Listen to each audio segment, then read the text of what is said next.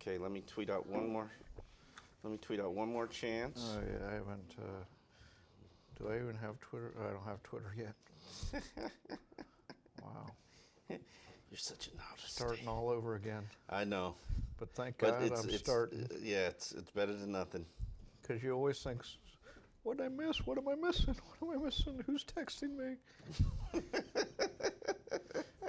of course, hardly anybody texted me, as it turns out. Okay.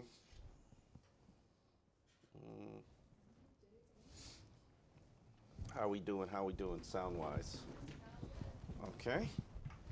Let me see if I can button up my jacket here. Sunglasses, Omar, are they going to make this? No, They look really cool, though. Yeah, yeah. I could put my cheap sunglasses on the table That's against the most yours. I've ever paid for. No, that's the most I've ever paid for a pair of sunglasses. I refuse to because I'm going to lose it. That's like $35. Though. Oh, okay. I'm not one of those ridiculous That's what I pay. sunglass people. Yeah, no. The $200 Ray-Bans, you're not gonna, yeah. because I'll lose them. I know it's coming. Absolutely. All right. And Chan Gailey is reportedly, it cannot be confirmed They yet. haven't confirmed it yet? No, there's got to be drug tests and all that kind of protocol stuff that before things can I would be have official. called somebody there, but I didn't have a phone to call anybody. Did you talk to him? Yeah. Okay. So not done yet, but more than likely. It hasn't been shut down. It's the only important thing. Yeah. All right. All right. So we will go ahead and start in 5, 4, 3, 2, and 1. Well, Happy New Year's, Dolphin fans. We officially crossed the finish line of the 2019 year and season, Dave. And decade, Omar. Yeah, We're moving on. Decade of Dolphins, a decade of 7-9. It officially became 7-9 with last Sunday's 27-24 victory over the fourth quarter victory over the New England Patriots. The first victory that the Miami Dolphins have pulled off in Foxborough since 2008. Wildcat year. What a way to run out the decade, huh? They actually got a win in Foxborough. And I will make the argument to you that this is probably the biggest victory in Dolphins history since there was a Buffalo Bills victory in 2016 that clinched a playoff berth for the Miami Dolphins. A playoff berth is a little bit bigger than beating New England in Foxborough, but it was an impressive win primarily because Ryan Fitzpatrick did what was necessary. He led the team downfield to score a fourth quarter victory, to score a final second victory, leaving Tom Brady 24 seconds on the clock. And even then, I had my doubts. There was one long pass Tom Brady threw down the field. I thought, was he going to get a phantom flag? And you heard the crowd in between plays chanting, Brady, Brady, Brady. And then they'd go quiet when they came to the line. Very educated crowd They there. are, listen. They've had people years always- of practice. If you've never seen a game in New England, you don't know how difficult it is in New England. I would say there were two instances on that final drive. There was the Isaiah Ford got a pass interference call in the fourth quarter on a crucial drive on a third down. When do you ever do that against the Patriots? And it was a 50-50 call. And then that deep throw Brady threw in the right sideline, that he didn't get a pass interference call. I was like, oh, man. Well, to me, the most impressive part was simply Ryan Fitzpatrick going against the number one defense with the game on the line. It's one of those situations, can your quarterback do this? Yeah. You know, and if Ryan Fitzpatrick was 24 and did that, we'd be saying we got a franchise quarterback, because that's hard to do against 9 of 11, 4 different receivers he used. Devontae Parker caught 3 passes for 37 yards. He's using Isaiah Ford. Isaiah Ford, Parker on Stephon Gilmore. And the fact that they went down there, touchdown pass to Gesicki in the final minutes to win a game. They had 4 downs. They got into first and goal, had 4 downs to do it. Didn't need 4. All they needed was 1. And then Fitzpatrick comes to the sideline, big hug to Flores, big hug to Chad O'Shea. And 24 hours later, Chad O'Shea's gone, and Chan Gailey's coming in the door. What a strange turn of events. And brutal. That's a brutal life the coaches have. That is an accurate reflection of what NFL life is. We celebrate a victory today. Tomorrow, I'm firing you, buddy. Yeah, I worked with you for 15 years in New England, a year here. You were my guy. You came along. You were my first hire as the Dolphins head coach, and I'm gonna shank you. I in the didn't side. see any of that. There was never outside any rumblings or any. But obviously, Flores saw something. Look, what we know, he's not a guy afraid to make big decisions, and so he brings in Chan Gailey, who knows Ryan Fitzpatrick, and. He's been out of football 3 years. It's a bold hire. We'll see how that goes. At this point, there's no reason to doubt anything Brian Flores does because he is the king of the South. We'll get to our first question, which comes from Bravo, who is, now that the year's over, will you finally give our coaching staff some Come on, credit? Omar. Give it up. Crown him. You want me to crown him? Do it. I will Do we crown have him. a crown? Do we have a crown? Yeah, I do have a crown at home. We should have brought it. I will say this. The way they rebounded and responded after starting 0-7, the fact that they won 5 of 9 games. 5 of 9 games with that roster. I mean, it was easy to explain the struggles early. You start the season with 14 players joining the team on Wednesday, playing if not starting on Sunday. Second game, you just get your face punched in by the New England Patriots. And then you have the 3-game Josh Rosen experience, which was a horrible, bad idea, a total evidence if you're ever in the tanking camp in terms of saying whether or not the organization is tanking or not. And then we get to the Washington game, because remember, that's when Ryan Fitzpatrick returned. In the fourth quarter. In the fourth quarter, and they lost it on the final play of the game, but that's not really the issue. It's Ryan got a chance to work with an offensive line that was stabilizing, with a receiving core that was developing chemistry. Yeah, he lost pieces like Preston Williams, who was running the wrong routes in the first game and obviously had gained some experience, but he never had a running game. He never had a reliable offensive line. Well, let's take this back to the coaching staff. Yes. Because the coaching staff at 0-7, who amongst us didn't think this is going to keep devolving? And Flores and his staff, some of which is gone now, kept it together and kept the players. And it's good news, bad news. They were young players. The good news, the bad news is obviously where's the talent level, right? The good news is they're hungry to make a job, and the coaches kept them pointing and developing them to the point they became 5-4 team. 5-4 team down the stretch. What's amazing and impressive about what they have done, and I will give Brian Flores and his staff credit, is I believe there were. He's giving them credit, folks. He's credit. Doing it. I'm giving him credit. There are 12 players that were signed on Tuesday or Wednesday that either played on Sunday or started on Sunday. If not started the rest of the season, like Adrian Colbert. The Patriots game, they had 3 defenders signed off the Patriots practice squad in December and were contributing and playing a lot in that game. So this year, I don't know how they. I don't know how. What is it a reflection on the coaching? The NFL in general, but I'll give props to the coaches. I will say this. I thought the offense did better than the defense, and Brian Flores is a defensive coach. I don't like certain elements of this team. They cannot run the ball. They cannot stop the run. Fundamentally, those are the top 2 things that I need you to do as a football team before I can say you're a good coach. But for what they were given, though, Omar, for what they had to work with.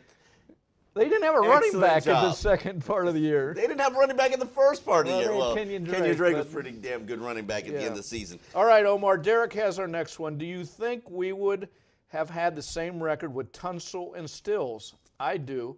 Never mind. Doesn't matter. Well, it does matter because I honestly do believe that Tunsil and Kenny Stills and maybe even Minkah Fitzpatrick, those are the talents that are probably worth 1 win apiece. So if we're going to start adding up what was missing or what could have helped this team, you add a receiver who could stretch the field, which I didn't really see one at the end of the season. You add a playmaking safety, considering that just so happened to be who Minkah Fitzpatrick is. that's probably worth 1, if not 2 wins. And then you add a player like a reliable left tackle like Larry Tunsil. A guy who can anchor a lot your of problems. line around.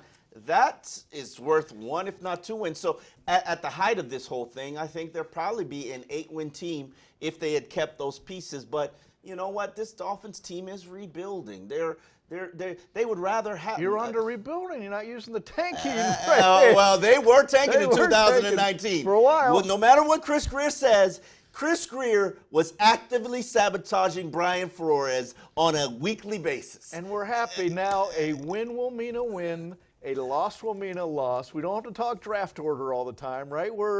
Next year we're moving back. Dolphins to are a drafting normal. 5, baby. Drafting 5. All right, Dan B. Finn fan asks, what areas of the team have you seen take that next step? Definitely you're seeing player development from individuals like Devontae Parker. I mean, most people never expected Devontae Parker to be a 1,200-yard receiver.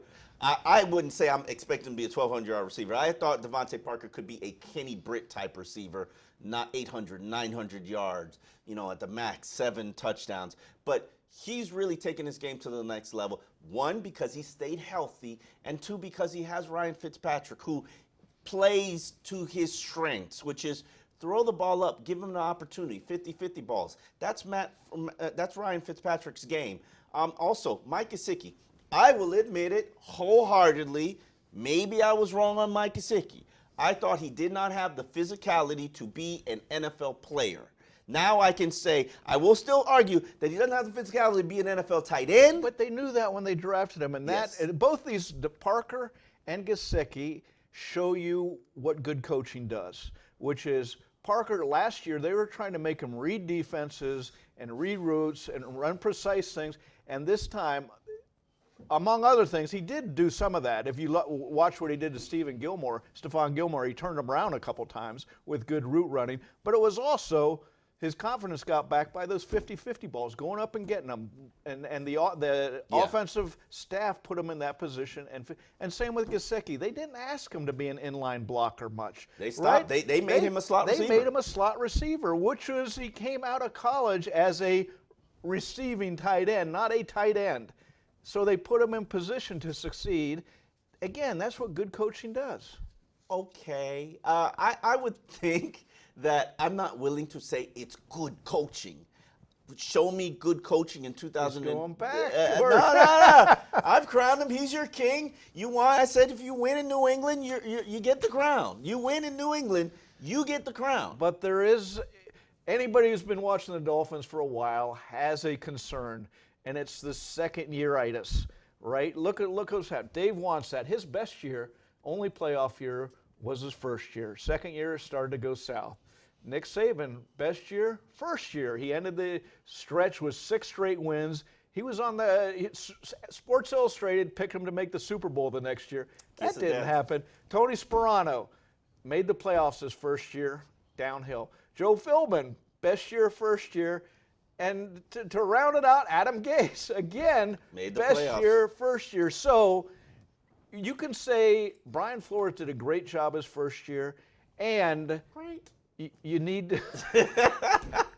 You're great. I don't know about great. Omar, work with me here, Omar. Yeah, good. So put an adjective. Okay, you're good. Good. 5 wins. This whole Coach of the Year talk? Oh, come on, people. Well, 5 I'm not wins. doing there, but I will say at 0-7, to turn that around, I didn't see it come. I thought they were toast for the year. And to have guys like Preston Williams emerge, Nick Needham emerge, those, that's good coaching or good scouting. Who knows? We'll figure it out. But right now, the baton has been passed to Chris Greer. This is his time of the season. Brian Flores, clap it up. You've done a good job. Not great. You've done a good job. I'll say great. I'm going there. Working with what you were handed. But you need to see that second year before the crown Yeah. can walk through town with the crown No, on. I've given him the crown. I've given him the crown. The fan base needed me to give him the crown. Listen, you cannot complain about the job and performance that he's done. I do not like the defense. I wouldn't like the defense even if it was effective. I just don't like the style of defense. What, the press coverage? We need to see that for Give years. me a pressure player. That gets to personnel. Yeah, they couldn't stop the run the entire season. And yes, it's a personnel issue, but I'm sorry, you can schematically scheme things up. Go to a 5-man defensive line. I don't care. You couldn't stop the run to save your life. And that was an issue for me. Couldn't pressure the quarterback, couldn't stop the run, the inability to pressure the quarterback, put pressure on the secondary. Half of the secondary just dipped because they were like, I'm not playing in this, and or they got injured, and it just became a snowball of horrible. I don't know. 5-4 isn't horrible to finish the year. Omar. I mean, 5-4. They did hold the Patriots to 24 points. They didn't get run off the field. Patriots don't look like the Patriots, and the Dolphins, they made the Patriots' road to the playoffs, to the Super Bowl, that much harder. That was the worst Patriots loss in this dynastic run of theirs. And it's hard to, 20 years, lose at home with the bye on the line against a 4-win team.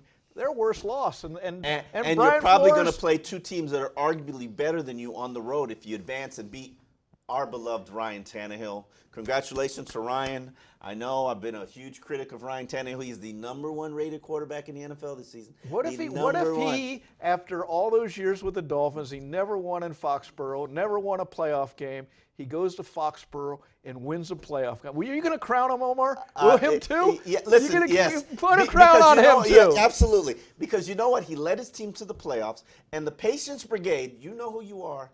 You'd always said, be patient. Just wait. It's coming. It's coming. I was on that brigade until that last year. You got off like year 3. No, I think it was like year 4. Listen. By the last year, I was like, this is enough. Right? Everybody was. Yeah, everybody was. Everybody was. And lo and behold, Tannehill just said, suck it. But I always said, he's good enough if the people around him are good enough. Mm-hmm. And you see that in Tennessee, where he's got a lot of good support. Yeah. So... Well, we had some coaching changes, and we're going to discuss this in the second segment of X's and Omar. Dave DeGuglielmo, the offensive line coach who replaced Pat Flaherty, out. Todd Odom, a secondary coach, a safety coach that Brian Flores inherited, probably because he was under contract, out. And most importantly, Chad O'Shea, the offensive coordinator, the buddy of Brian Flores. Maybe not anymore. Yeah, I mean, he was out, and it surprised me a little bit because 27th offense with what you were working with. I mean, you're playing the end of the season with what at running back, what at offensive line, where's your tight end? Devontae Parker's really your only receiver. Albert Wilson finally becomes healthy. You start to utilize him better. I can't sit here and say Chad O'Shea did a bad job, but obviously Brian Flores knows more than me. There's something going on, comfort level. With Guglielmo, there was questions of where's he going now, where's he next. Yes. Who knows? We're gonna have to let's sit back. Let's and wait to see. So how the big issue is Chan Gailey coming in. Yes, Chan Gailey is reportedly still cannot be confirmed as of the airing of X's and Omar, coming in and joining the Miami Dolphins as the offensive coordinator. Had a okay run as the head coach of the Dallas Cowboys and then also the Buffalo Bills. He was also Georgia Tech's head coach for a number of seasons after he left the Dolphins. He spent 2 years here in Miami as the offensive coordinator for the Miami Dolphins, and those were 2 11-5 teams. Yeah, but they didn't have good offense. But yeah, that was Dave Wannstedt, the start, where he inherits 4 Pro Bowl defenders. That defense was 3rd in the league. They won with defense and running game, Lamar Smith. And that wasn't on Chan Gailey. That was on how Wannstedt wanted to run the team. And so, Jay Fiedler felt handcuffed. I'm sure Chan Gailey on some level felt handcuffed. But they won 11 games so and a playoff game.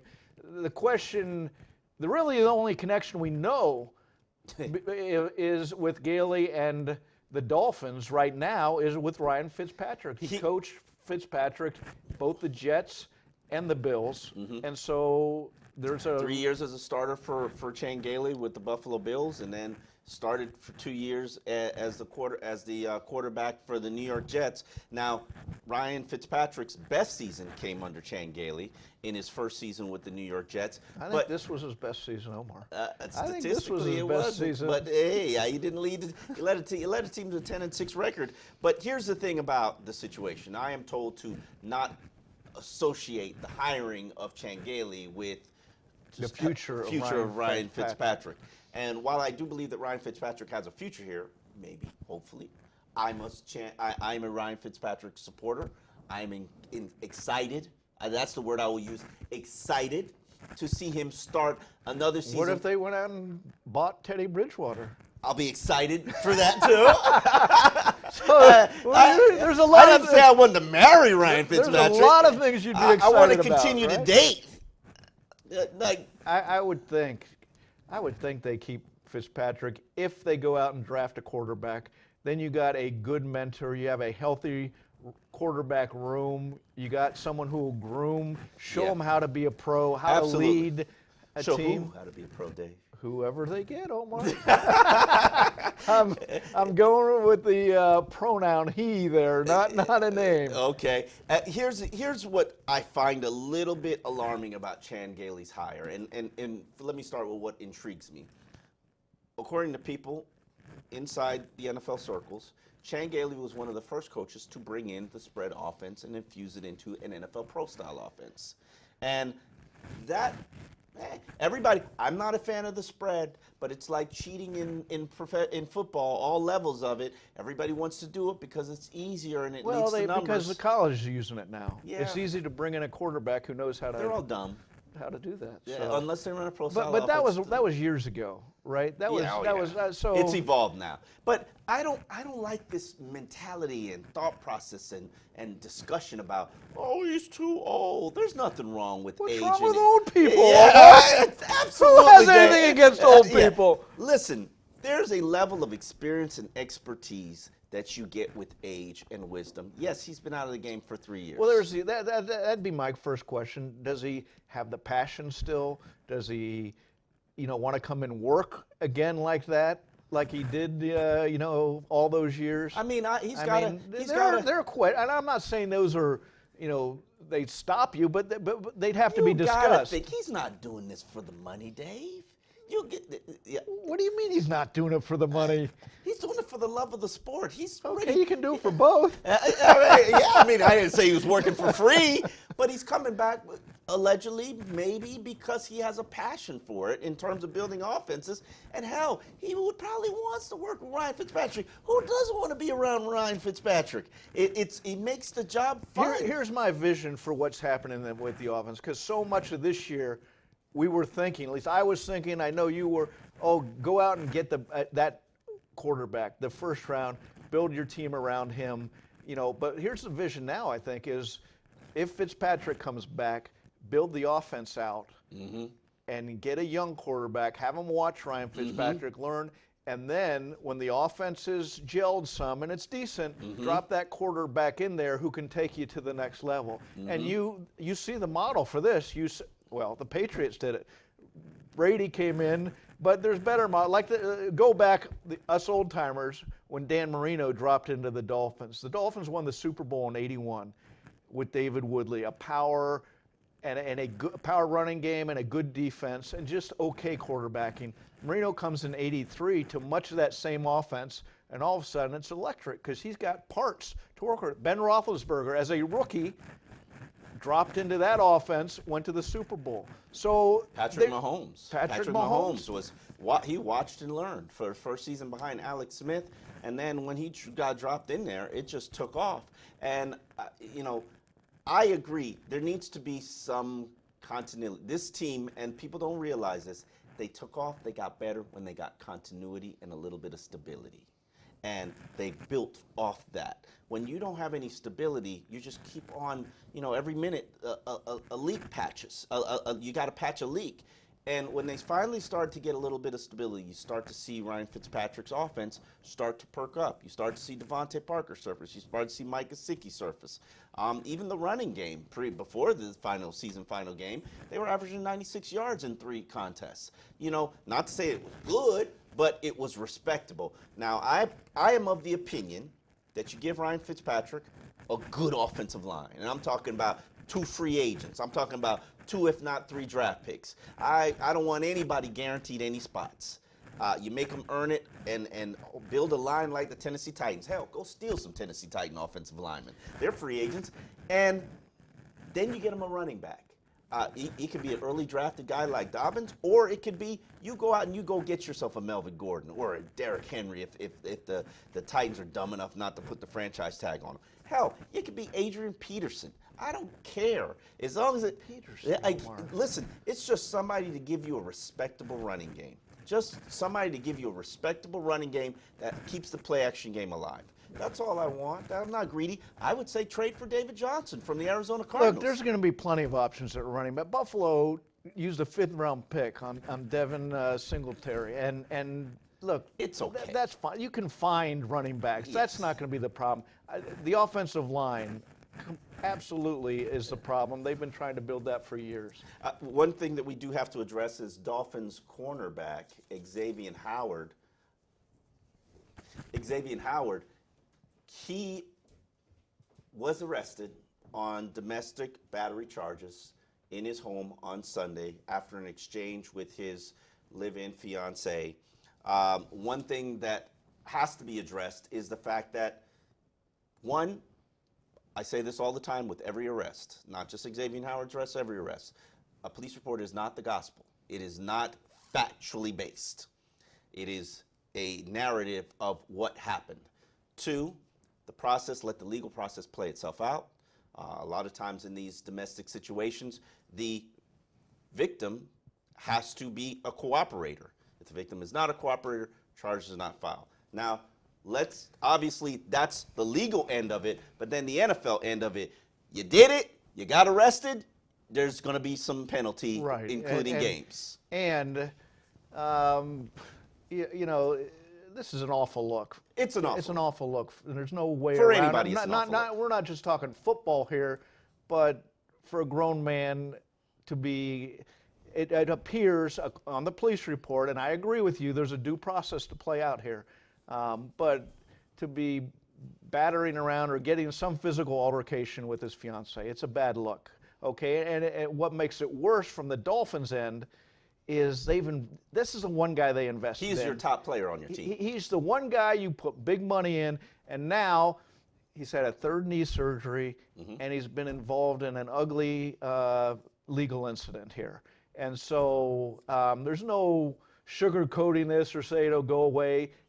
The way these typically end in the NFL is you get suspended for 2 to 4 weeks, depending is how some of the facts come out and how the way that he has been, while I have seen him walk without the crutches, the fact that he was at home and needed crutches and needed to be transported in an emergency vehicle because of what was going on with his knee, was stood there for his bond hearing on crutches, like that to me, that's not a scope. That's not a scope. He had that procedure a month ago. You're not on crutches a month later after a scope, and that's got to be a little bit concerning outside of the arrest.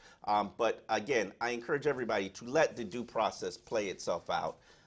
People in America are supposed to be innocent until proven guilty, and let's allow it to be so. All right, Omar, let's move on. Next question. James has it. What's the one thing this team organization learned that they can take with them into 2020? Well, Dave, the biggest lesson that I learned in 2019 is that tanking does not work, sir. And They weren't tanking, Omar. oh, yeah, sure. They weren't tanking. Tanking does not work.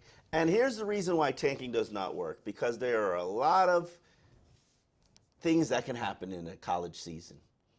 Nobody expected Tua to injure his hip. Love to see him walking this week. He's walking around on crutches. He's not supposed to be doing that. He's a little bit ahead of his timetable, or at least wants the world to think he's a little ahead of his timetable. I like that. But You're buying into the narrative. No matter what, yeah, you're already buying it. I just need him in the draft, Dave. Yeah, we'll draft you. We'll draft you top 15. And Nick Saban put out there today that he's had a report, his NFL report on. We're going to hear this all for the next 4 months. NFL report on all his prospects, and only one of them have been Here's my given a top prediction for 15 the grade, offseason. and that's Tua. Somebody, Yes. ESPN, NFL Network, will be granted All access? All access to watch him work out. That's a good prediction. I'm Rehab, watching that. and Oh, yeah. it will The be Tua special? It will be the most beautiful projection of Tua. His hard work, his attitude, His personality. his medical development, Ooh, everything's coming. I see ESPN special coming. Ooh, yeah, it'll be Ooh, I'm great. watching that Yeah. too. Let's give me a 4-part series The at whole least. atmosphere to set up so there's an environment where Tua can be drafted 5th, and nobody will say anything other than great pick, great The Dolphins pick. just so happen to have the 5th pick, Dave. They do. All right. Carol City 86 has a good one. What are 5 things to like about this team? 5 stuff that could be used to build a foundation or serve as a building block. Okay, I'll give you 5. Real easy, give you 5 right here. Okay, first off, let's start with Brian Flores. Culture. He has established a culture. TNT wall, baby. You make a mistake. Vera, she's a media relations person. Her phone, it was an advertisement from a newspaper. She was monitoring what was going on, what was being said, and her phone started playing an advertisement. And Flo said after his press conference, TNT wall, Vera, TNT wall, and it's just who he is. But let's also point out there were results from that. I believe they finished 4th in penalties this year. Oh, yeah. For years with Adam Gase. And Undisciplined. I wrote columns about it. Why doesn't he care about penalties? How do you allow this to happen? He didn't. But here's one thing I noticed, and I thought about this going into the Patriots game. Do you know that there were 12 false start calls from the offensive line this year? 12. Well, look at all the changes in the offensive. Is Yeah. that That's a low number. I was going to say that's not money. That's a relatively low number, and they are one of the NFL's least penalized teams. That's discipline. So that's culture. Second thing I like about this team is Ryan Fitzpatrick. I like the leadership. He has a Pied Piper approach to him that I haven't seen since Chad Pennington, and I would put my money. I want every team handed to Chad Pennington. If Chad Pennington had an arm, he could be my quarterback for the next 10 years. I want every team handed to Marino. He had the leadership, and he had the arm. Yeah, that's true, yeah. I mean, I would rather have Marino, but if the best quarterback I've seen in this era was Chad Pennington, and the second best, no offense, Ryan Tannehill, has been Ryan Fitzpatrick.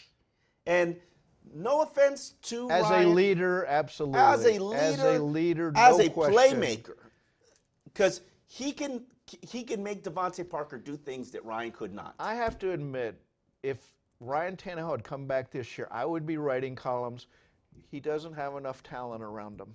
He doesn't have, right? And because there wasn't much He talent. didn't make the talent better. Now, we didn't have the Now he's making Tennessee's talent look damn Yeah, good. we didn't have any expectations with this year either, which helps. But on with your 5. 5. Xavien Howard, top talent. Listen, I could build a defense around Xavien Howard. He's a player in the same talent level. If he comes back healthy, ask Stephon Gilmore. I could build a defense around that.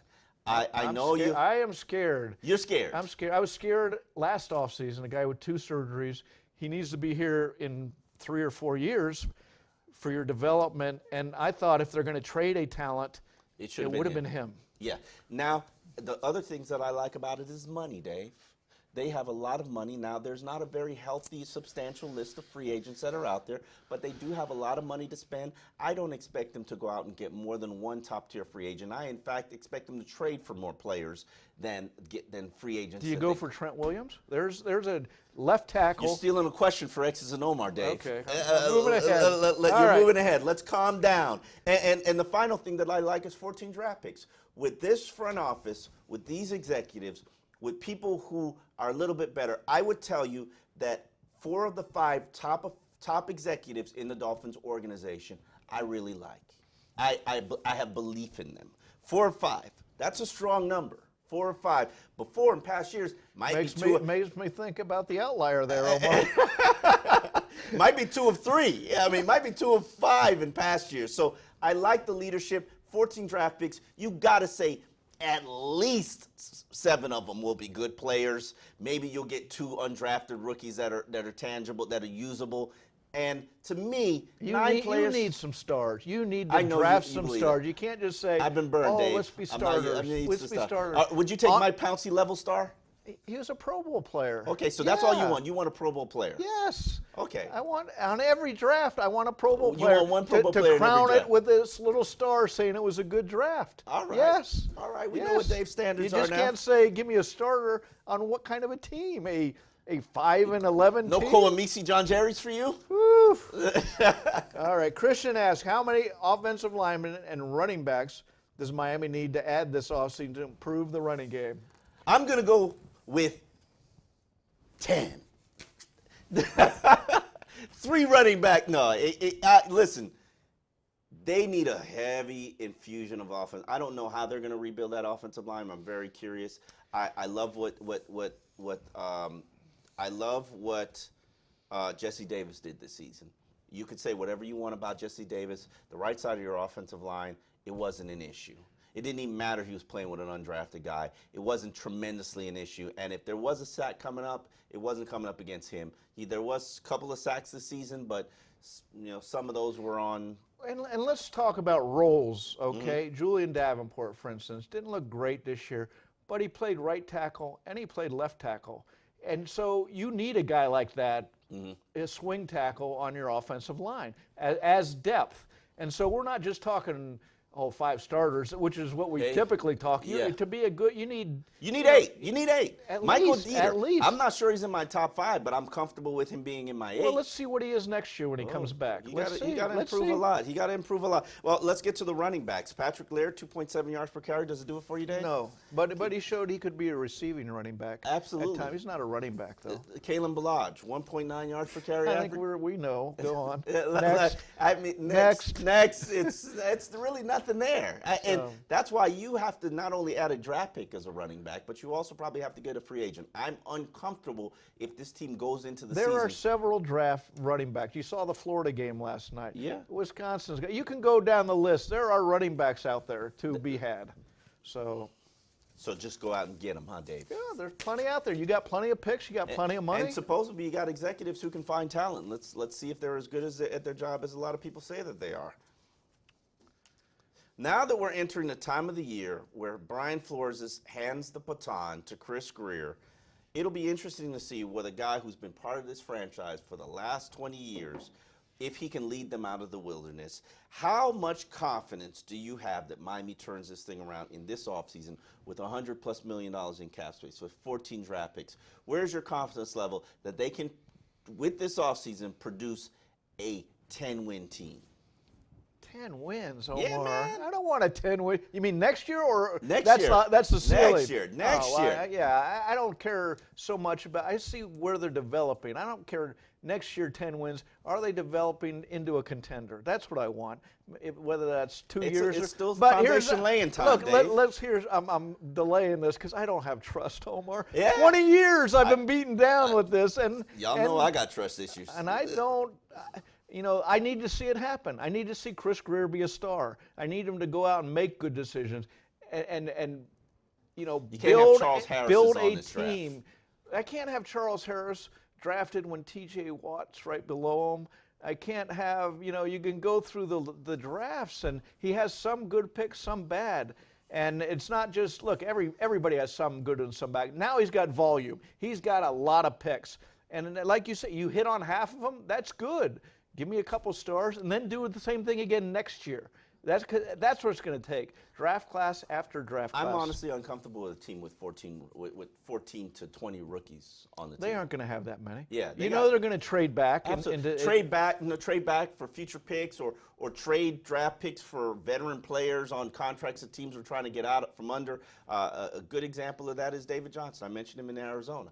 He's going to be on the books for $10 million a year for the next 2 years. For elite talent like that, I know he's going to battle some injuries. Yeah, I'm not doing that you injury don't want thing. tires, I huh? don't want the guys who have done it.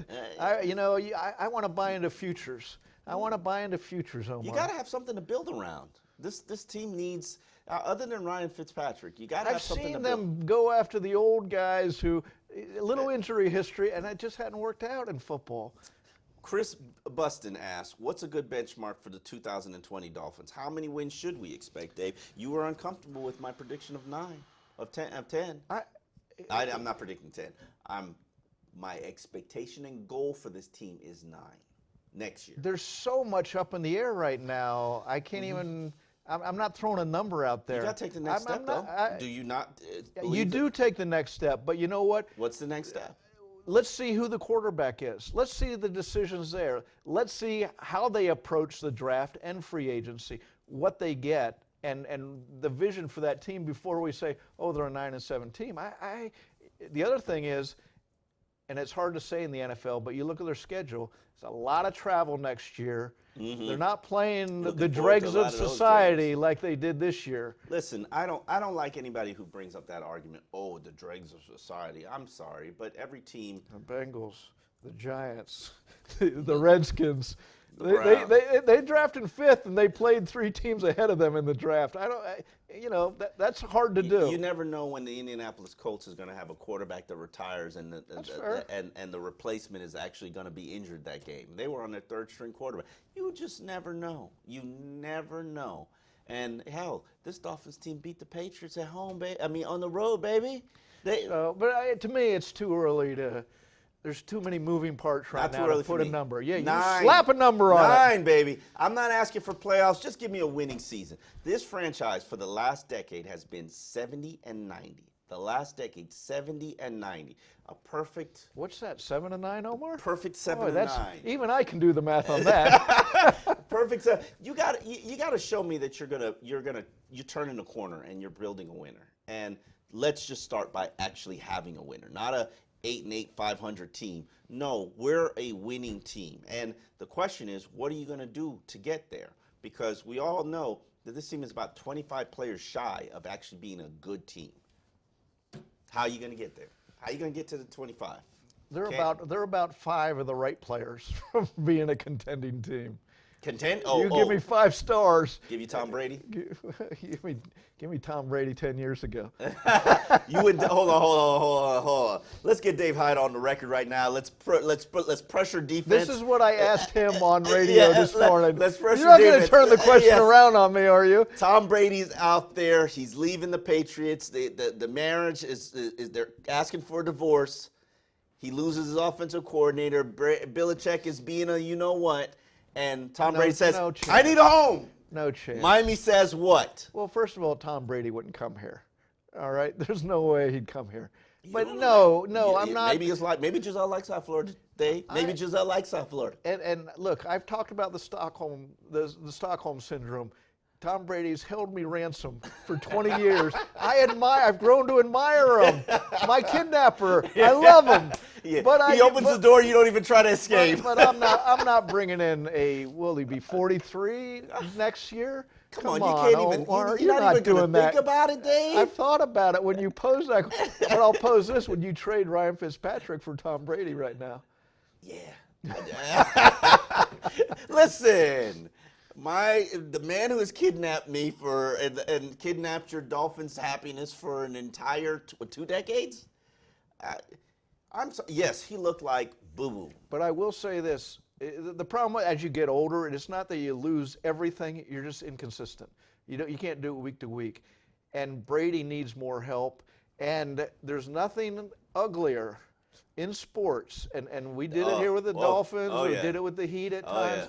Than a superstar who doesn't have his fastball, but he's still the most popular player out there because everybody knows what he was. Yeah. And the coach knows he's not all that anymore. That's a bad situation. Hold on, Dave. I'm not saying Brady's there yet. Hold on, Dave. Hold on, Dave. You telling me that Tom Brady with Devontae Parker, Preston Williams, Albert Wilson, seriously posing this question. Mike Gesicki, you're not posing this question, are you? Is tight end a better improved offensive line? No. Come on, Omar. No. For what? Playoffs. Playoffs. You're not buying in? No, you aren't either. Come on. I don't buy in. But if Brady's like, yo, NFL, I'm looking for a new home, I'm picking up the phone, Dave. Hey, Tom, how you doing, man? You want to come live in South Florida for a couple of years? Omar. What? Come on, a 43-year-old quarterback who's this legend and the superstar, the greatest quarterback ever. For what? You would be the Rams to Joe Namath, where it was like, what's he doing here? Why is he here? Like Thurman Thomas in the Miami Dolphins. No, please don't do that. All right. And you'd have something to cover, Dave. You know you'd love it. Well, there'd be a part of me as a columnist, I'd love it, but come on, as far as building a team, you're not even going there. I just want to win, Dave. I just want to win. Nick Dorsett says, Nick Dorsey has a good one. And you asked this question early in the show. Would you consider giving up one of your late first-round picks for Trent Williams? It would fill a need at a very important position, and he's a Pro Bowl caliber player. Let me point out that Trent Williams is 32. He's not cheap. He's in the $9 to $10 million range in salary. I personally would not give up a number one. Yeah, I wouldn't but either. I would give up a number two. You know, if you want my two, we can holler.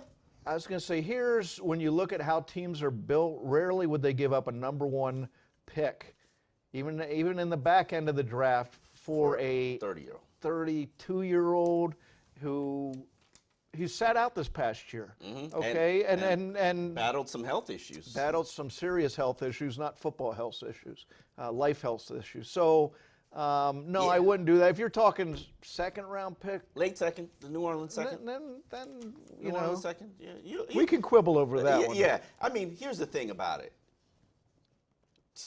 Teams need to be building in 3-year windows because, hell, Pat Shurmur got fired after 2 years. There is no guarantee you're going to be here for. Remember at 0-7, there were all sorts of questions about Brian Flores. Brian Flores is fine. No, not firing questions, but there were questions. Yeah. Right? So winning matters to coaches. I think if you have a left tackle that can hold his edge and be effective in the run game and the pass game, I know we had one. We can let that go. Hey, here's would you take 2 first-round picks and you give one of those second-round picks to Washington for Laramie Tunsil and you get Trent Williams in return? That would be, if you draw that up, right, that's a great trade. Yeah.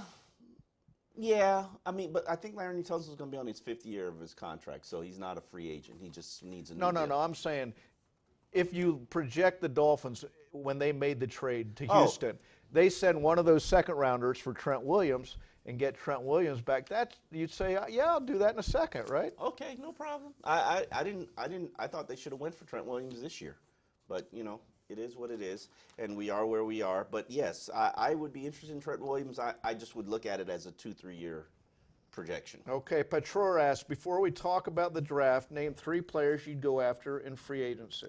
See, here, people have been asking me for my list of free agents, and here's the thing.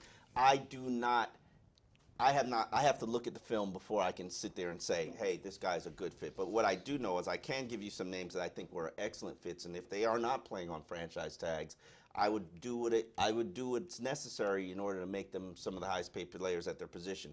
Leonard Williams is a 4-technique defensive lineman.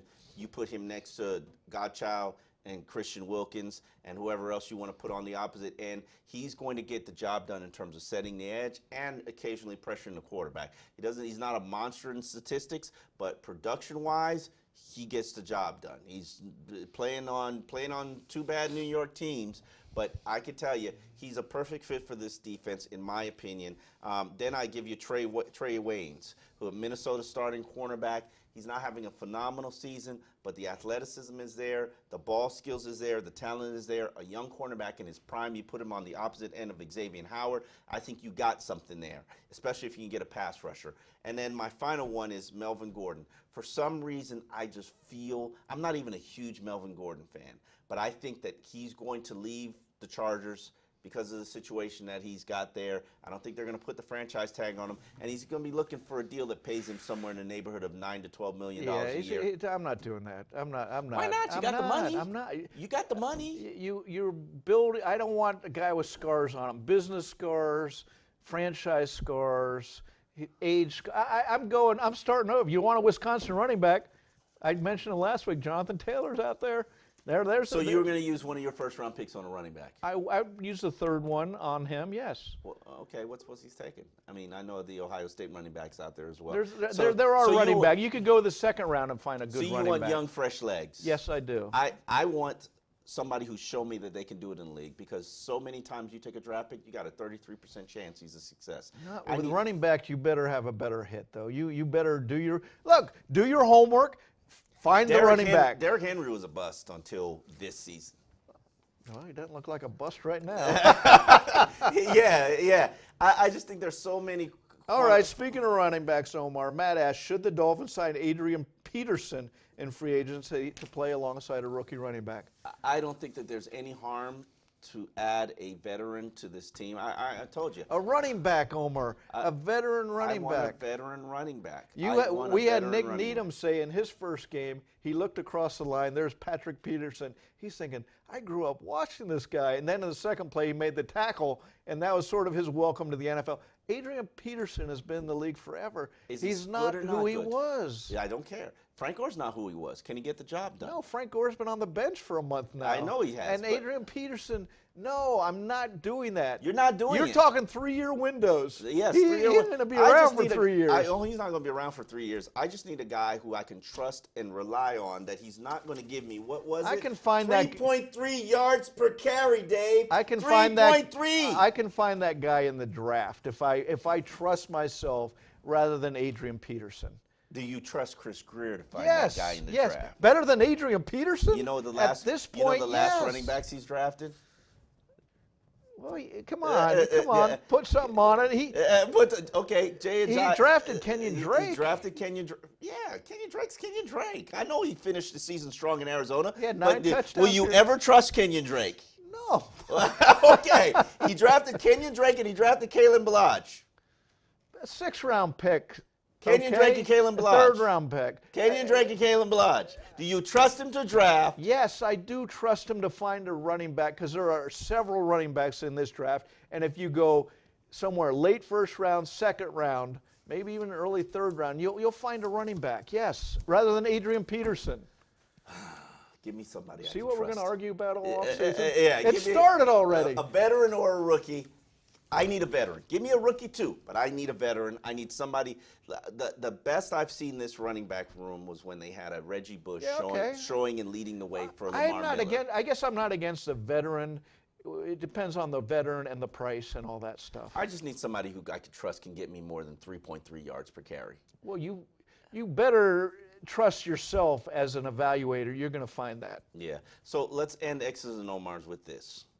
Here is my hope and desire for the offseason, and I will ask you for the same. I began this year with lust and a thirst for Tua Tagovailoa. Here we go. I did.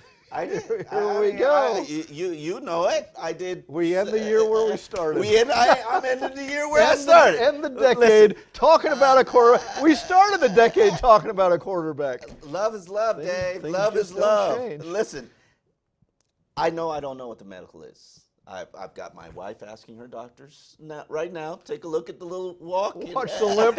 Give me an evaluation. What do you? She says she needs to know if he had a pinning, which is, something very important in the hip world and medical world community. Nobody knows the facts, but I do know I love him, Dave.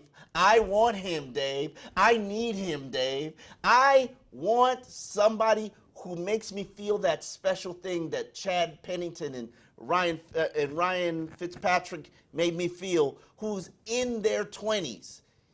He makes me feel it. I don't know if he's ever going to be healthy for an entire season. Well, there you go. Then you can't. Look, you need a quarterback who's durable. In the NFL, the biggest games are played when, Omar? In December. January and February. If you're talking. Oh, you're talking real team. I'm talking. Yeah. Biggest games the Dolphins have played in December. Thank you very much. Here's the guy. Look, everybody agrees with Tua as a player. Yeah. So what you have to come to grips with is the medical. He's been lower body injured 5 times in less than 2 seasons. Oh, Dave, you're not counting the finger, Dave. Let it. Oh, no, lower body. Okay. I'm not even counting the finger. Okay. And then there's the finger surgery too. So, can you expect him to play in the deepest parts of January healthy? His coaches want to coach him for a lifetime, Dave. Everybody says that. Everybody agrees with that. Yes. And I will say, I would bid the Dolphins have been burned by not taking these guys, the Drew Breeses. Now, they took Chad Pennington, but that was a whole different. There was no investment. Yeah. He was cut by the Jets. But the problem is, do you think players who are injured and have shown they're injury prone are going to get healthier in the NFL? They are not. And that's my concern. But love is I love, would Dave. grip my teeth and pass, and yet if they took him, I could understand why they did. So, but I would pass if I'm the GM. Your dream scenario for the Dolphins this offseason? My dream scenario is a player like Jordan Love knocks it out of the park at the Senior Bowl, in Combine, somewhere like that, where you get a better read on who he is. Because coming into this year, there was a lot of obsession curiosity of him. Mm-hmm. I'll say, New offense. and if not it's Jordan Love, why he struggled is very explainable. New offense. there you go. See, New coaches. That's what you have to read when you're no scouting. talent around him, but he was misfiring a lot. He's got fundamental issues. He needs to be coached up, but he has talent. And he has a year off to redshirt with the Dolphins if by this current scenario that we're seeing play out, right? So, and I'm not saying him. I mean, I'm not a quarterback expert, but somebody like him where you say, this guy can work for us. So I hope I fall in love with another quarterback before. you will, Omar. It's a big world. Love is love, Dave. Love is You love. can move on, Omar. We'll have some therapy for you if they don't take Listen, Tua, okay? I am concerned about the medical. The hip is not going away. It's going to be something throughout his entire career. I'm convicted with that. But We're talking with the 5th pick in the draft, Yes. too. Now, I don't think he's going top 15.